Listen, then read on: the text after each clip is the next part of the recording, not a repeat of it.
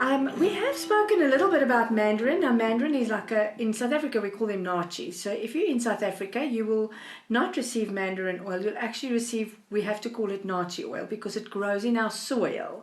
The original mandarin actually comes from China, and it grows there. And in America, you'll buy a tangerine. Same plant, planted in their soil, and they renamed it. So mandarin, Naartjie, and tangerine, same oil. So this is the mandarin fruit. I love the smell of this. I do some baby massage on that.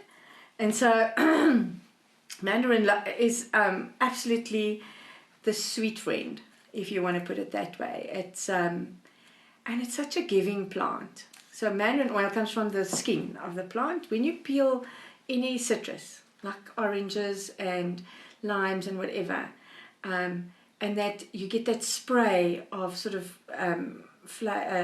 scent. It's not what you eat because it comes from the outside of the skin.